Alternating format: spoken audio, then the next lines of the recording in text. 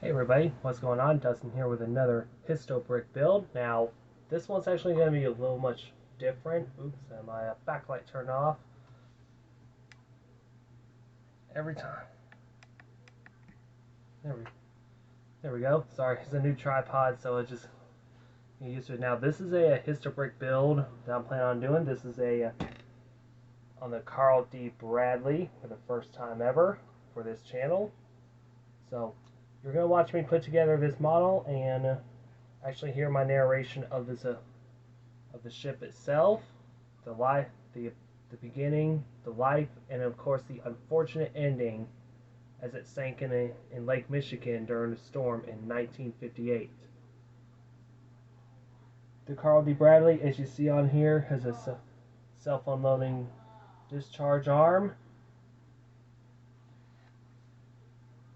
and it's just like the Arthur M. Anderson, except Anderson's kind of at the stern. So hopefully enjoy the narration. If you'd like to learn more about this ship, I will link a video from Historic Travels in collaboration with Blue Star Line, of course. We did a great job of the animation, and hopefully you guys enjoy that video as much as I did during the premiere. So anyway, enjoy this time-lapse build.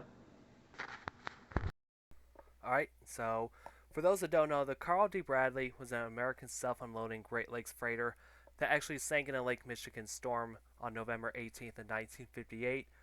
35 crew members were on board, and 33 of them died in the sinking.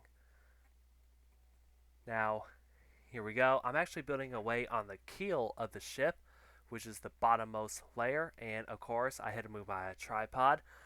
And yes, I was actually filming this with a new tripod, and I was basically trying out the time lapse, and this is kind of me just rummaging around. Now, what I actually did was most of the pieces were predominantly gray, so whatever is in that Histobrick box, I actually put into that box, and I don't pull it out unless if it's needed. There's a bag of white bricks, so that way it hadn't been used. There's some of our first ones, and of course, just looking around in there. And of course, there's a white bag again, and of course, getting another piece on there. Yeah, it was like a huge puzzle. Yeah, I had found those pieces there, and I tried to look for them, and it was like, oh my goodness, where are they at? So that orange piece that you actually see on the far end of the instruction booklet, that's actually a brick separator, and it is a very great friend of mine to have. And of course, I use that wrong gray piece. So basically, it's very tedious to build this ship, and pretty much the same for all his brick models. And of course, putting the keel back together, followed by looking for those angled bracket pieces, which is merely impossible in a sea of gray. I dumped a few out right there, and of course, doing it again, looking through the instructions, and there we go, building away on the bottom part. Now this one's actually pretty easy because it's mostly tiled 2x6s and 1x6s, and of course putting the 4x6 and the 1x6 on for rigidity, and of course coming up to the bow part, which is right there. Actually, that's not a bow. That's actually a stern. My fault. I need to learn my generic terms. So yeah, the bow's the front of the ship. The stern's the rear end. Starboard's right. Port is left. All that. So getting those flat pieces on, just to give the keel and the bottom layer of the ship some rigidity and support, and also try to get those sides on. There's those angle pieces going on, and of course the tall ones as well.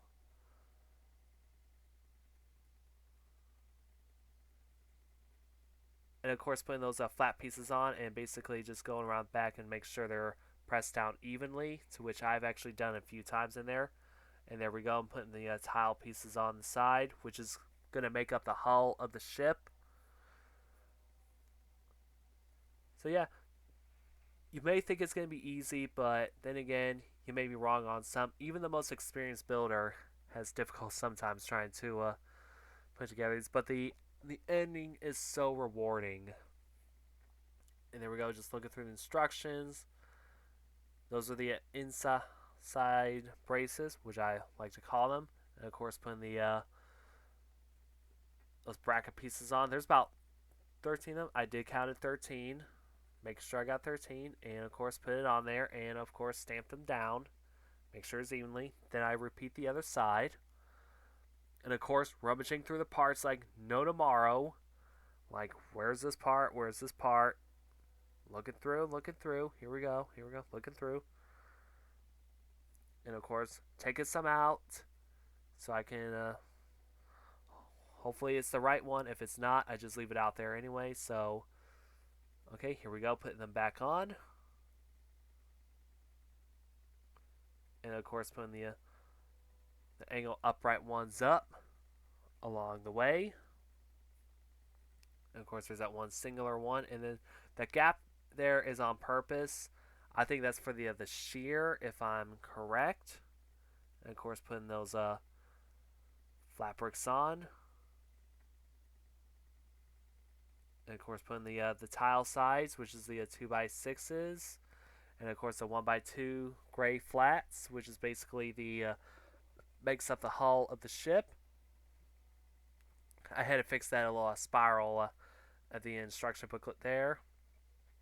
It still does that, so there was a couple of mini builds here and there. So I think around that time, after this build, part of the build, I actually give a progress report. So hopefully you enjoy the little progress report that I will say.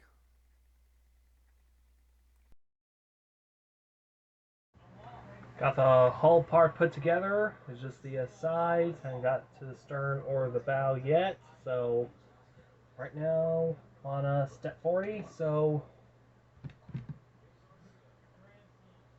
guess it's time to get this tackled. This is going to be one of those builds. And back again. So I put the model off to the side, and of course that fan I had in the background, I actually removed that and taken a sip of soda there.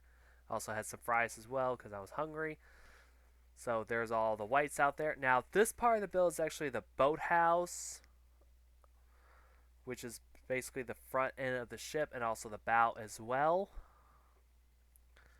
So there we go, putting the first few pieces together. And there's a lot of repetitive mini builds in this one, and it's the same for both sides as well. So you may want to pay attention to some of the pieces because you may think they're the same, but there's actually 4 or 5 pieces for the front that are printed, which is basically the Carl D. Bradley nameplate and the Bradley Transportation Company. Now the Bradley Transportation Company, it actually did fool me a few times because it was the same one, but actually has no printing on it, so it's easy to mistake it. So just make sure you pay attention to the prints. So there's boathouse. Now there was a piece that I was trying to look for that actually went missing, but then again I think it wasn't in there. So at the time of this video I actually did a order replacement of that part, so when I do a review of this video I will point it out.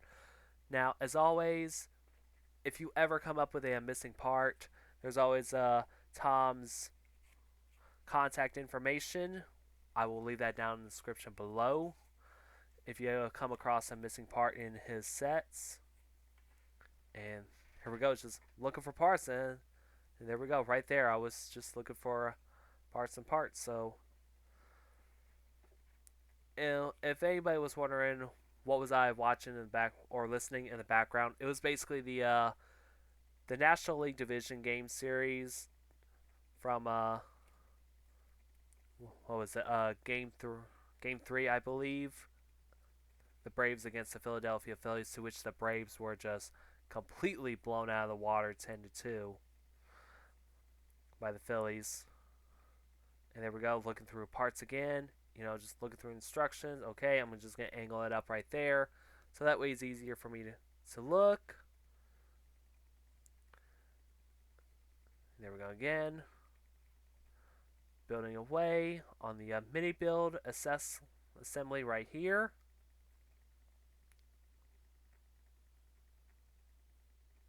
And those little white hooks right there, white braces, those are actually going to come later on. That's for that unloading discharge arm. And of course, I'm doing the. Apparently, that's the starboard side. And there's the print so that you can see. And of course, taking another drink as well. So there's me looking. Basically, I look back at the instructions, see what I miss. Apparently, I didn't miss anything except for that one piece that I was missing. So there we go.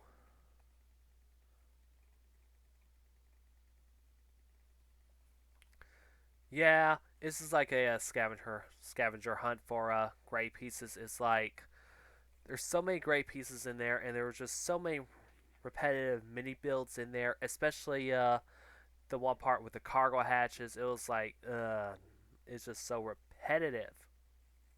So yeah, I realized my mistake, and basically, yeah, just like I said earlier, that one part about the same piece with one with the print. So I actually just switch that out, make sure it's on there properly. So no harm, no foul there. Of course, looking through the gray pieces again.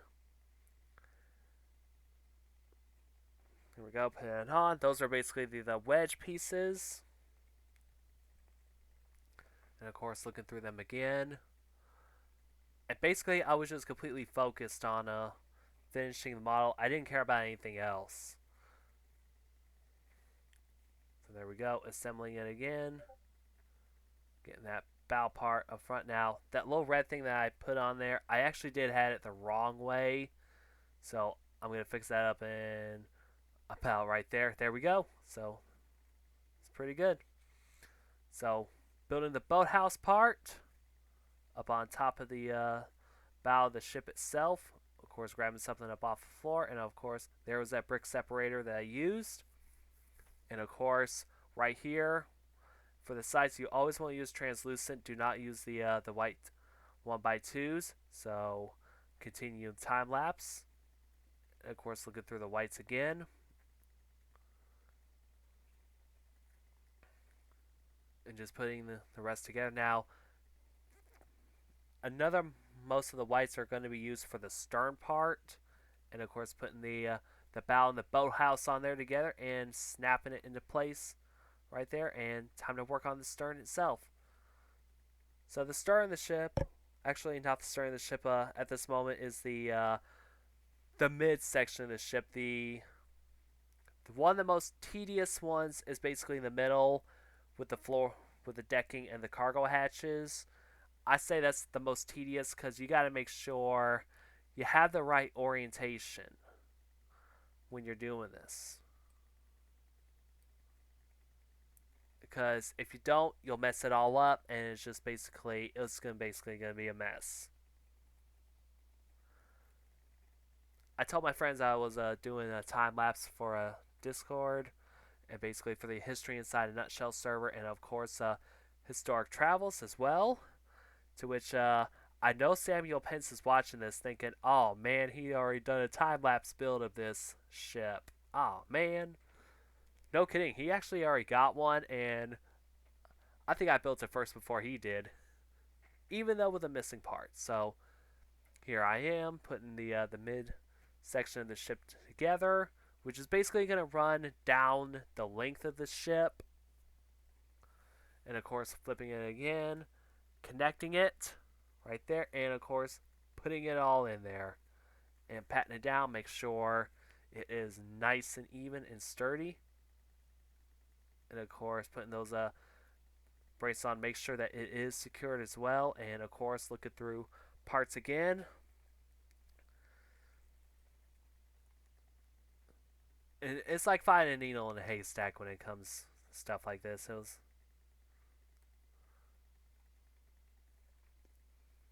So here we go, trying to get the propulsion on, which is basically a propeller. For those that don't know, that the propulsion for the Carl D. Bradley was a General Electric high and low pressure steam turbine, turning electric motors into a single fixed pitch propeller. All Great Lake freighters were like that, such as the Edmund Fitzgerald and the Arthur M. Anderson. So here we go, trying to get the sides of the stern on.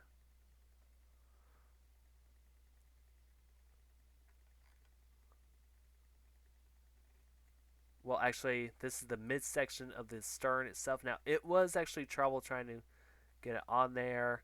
It's really tedious, but as long as you get it built and done right and properly, it is very rewarding.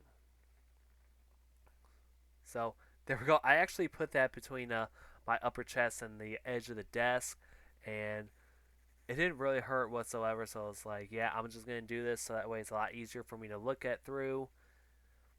And by the time I kind of narrow it down to the final end with the grays, that's when I just dump the rest out and just go, okay, this is what it's gonna be what I got left. So of course that part right there I just put down, and also now here comes the parts of the stern as well. The red is the keel part, or the underside. Actually, it's the anti-fouling. Excuse me. So now I got that together. Now it's the process of putting it on there. So it goes on the, I believe, on the port side. Yes, it is on the port side of the ship. Now I'm working on the starboard side. As I was working on the starboard side, I'm actually going to read some info off from the United States Coast Guard, which actually did describe the design and the construction of the Carl D. Bradley as typical arrangement for self-unloading type vessels with a forepeak and large cargo area that have a propulsion machinery aft. These areas were separated by two traverse watertight bulkheads, the collision bulkhead at frame 12 and the engine room forward bulkhead at frame 173. The cargo hold space was divided into 5 watertight compartments by screen bulkheads above the tunnel, and the unloading machinery was located in the conveyor room just forward of the cargo spaces. The entire 475-foot length of the cargo spaces was open longitudinally through the tunnel and the conveyor room. And just like that, got the starboard side on. So now is the stern side of the ship, which houses the one funnel, which actually marks the Lorient, Ohio L. So basically putting together the stern of the ship itself. There's the boathouse for the stern. There we go, just moving around, moving myself around, and also I felt like I did drop some stuff, so I had to look around. And there we go, just thinking, going, so this is where I came up with a problem. I was looking for one of those angle pieces, so it was like, yeah, where is it at? Where is it at? So I kind of figured to myself, I did have a black one that is very similar, so I'm going to use that as my replacement, so that way I can order it up apart. So that way I got no problem with it. So on to another step and back. And of course, just looking around, just rummaging through. And there's my spare box right here. So I was like, okay, I'm just going to cheat, use this. That's the reason why. You can see that little bit of black right there. Not where those 2 vents are. Just where the one on the side. And of course, I flipped it around to port. Putting the one side on. And of course, I'm working on the starboard side as well.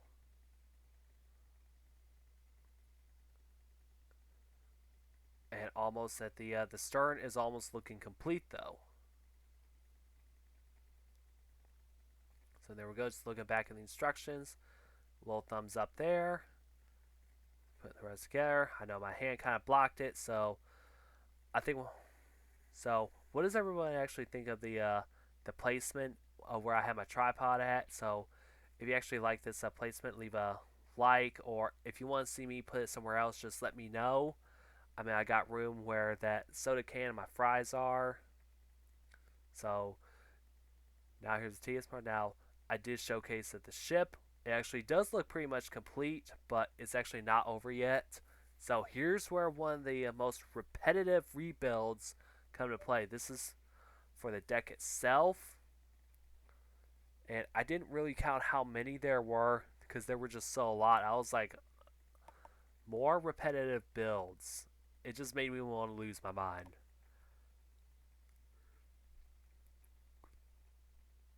But then again, I did the Lego Statue of Liberty, and that was actually really excruciating because there were just so many mini builds and so many of the repetitives.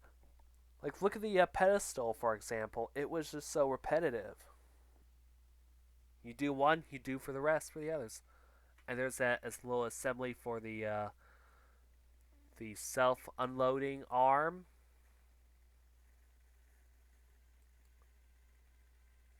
Just trying to put that on there, and just trying to get those braces on. And of course, without that missing piece, it just made it real tedious.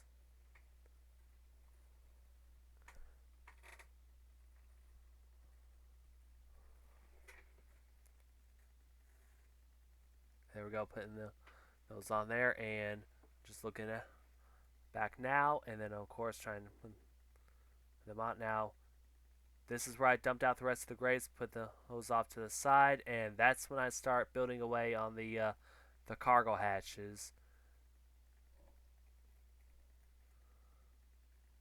So many hatches, it's not even funny. I believe I started from the bow and worked my way to the stern.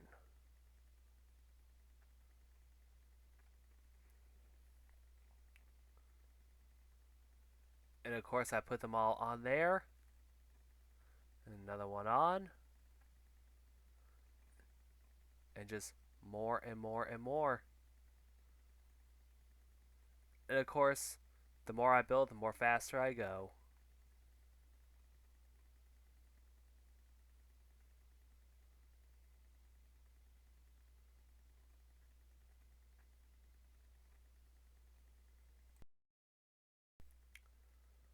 And now finally, the last of the cargo hatches is being built. Thank goodness. Now try to even them out. So I just kind of went along and stamped them down, make it look like they're open. So after taking that long drink, this is when I start working on the self-unloading arm. Now, the Arthur M. Anderson also had a self-discharging arm as well, but that was actually installed in 1982, to which I actually did not knew about. So now it is. Now I kind of assembled it wrong, but after I learned it, I did assemble it wrong. So I was like, okay, what I did wrong? Look at it and see what I did wrong. So and then